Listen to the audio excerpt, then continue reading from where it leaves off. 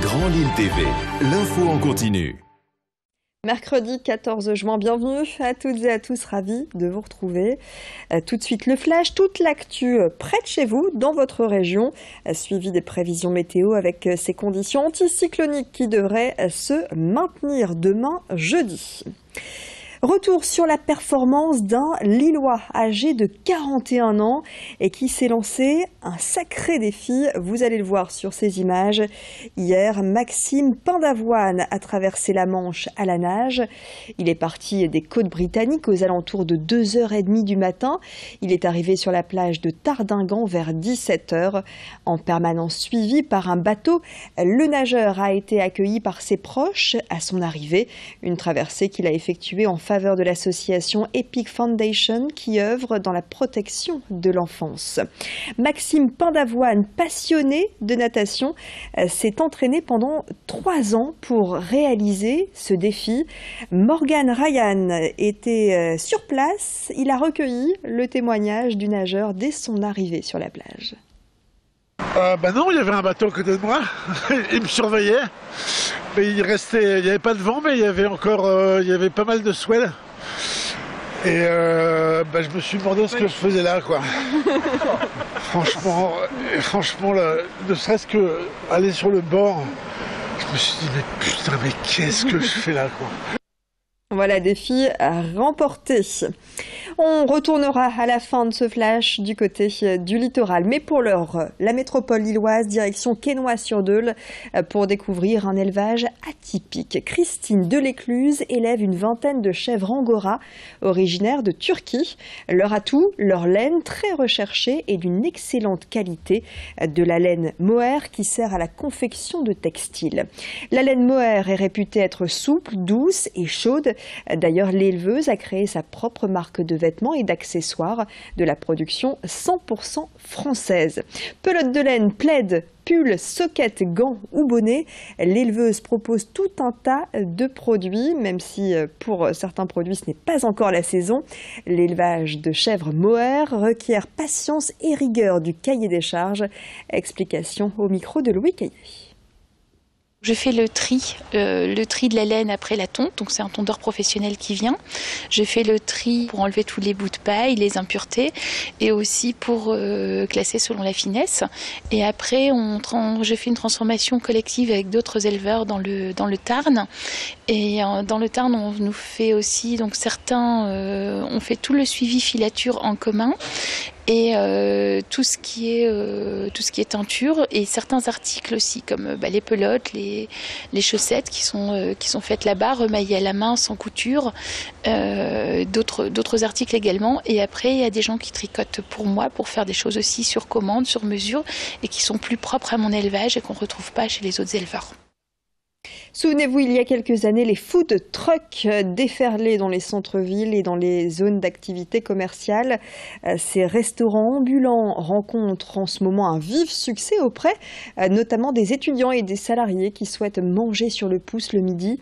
Découvrons un tout nouveau food truck, pas comme les autres, créé par 3 jeunes entrepreneurs de la région et qui propose des burgers 100% maison car certains produits viennent directement du potager. À Seclin, Lezennes, Avelin ou encore Lambersart, ce food truck sillonne la métropole lilloise toute la semaine.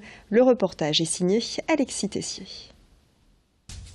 Bienvenue au Auguste Ferdinand, un food truck qui sillonne les routes de la métropole pour vendre ses burgers aux plus gourmands.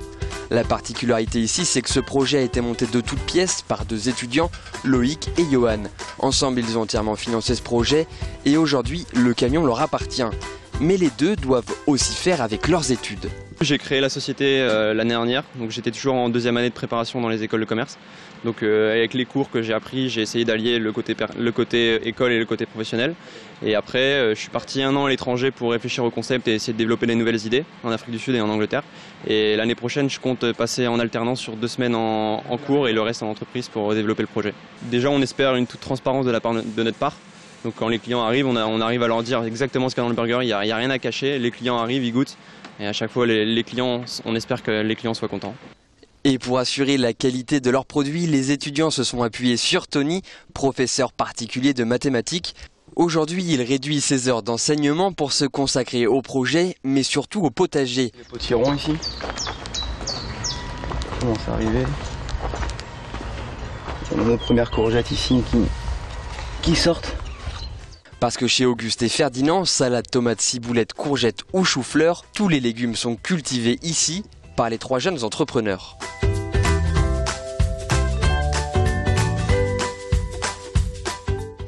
J'ai souvent été déçu de la qualité de ce que je pouvais manger. Puis on a aussi un peu l'image, sans forcément citer de nom, d'un fameux burger voilà, qui serait trop décevant. Donc on a envie de finalement donner un bon burger à nos clients avec des produits qui soient vraiment excellents. Finalement, on a la vitamine, le croquant, puisque les salades sont cueillies juste avant. Idem pour les tomates quand on les aura. Donc finalement, ça assure dans la globalité du produit quelque chose de très bon.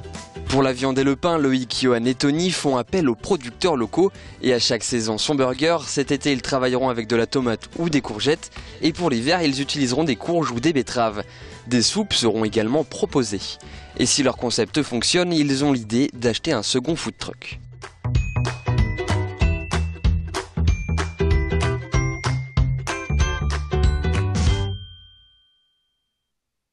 Et puis une voiture volante a été vue ce matin sur la côte d'Opale. Ce n'est pas un mirage, mais bien un buggy convertible en aéronef et qui a pris le départ d'Ambleteuse, direction les côtes anglaises. Son nom, Pégase.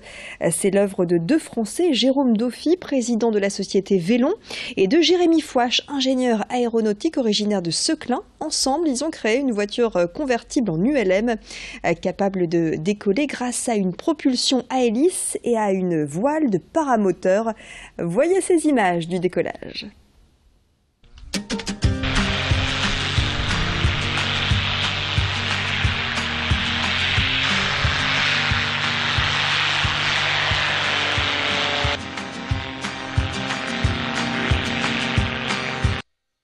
Voilà Pégase donc qui a décollé ce matin d'Ambleteuse sur la côte d'Opale. C'est la fin de cette édition. Tout de suite les prévisions météo, la tendance de ces prochains jours dans la région des Hauts-de-France. Très très bon moment à vous tous.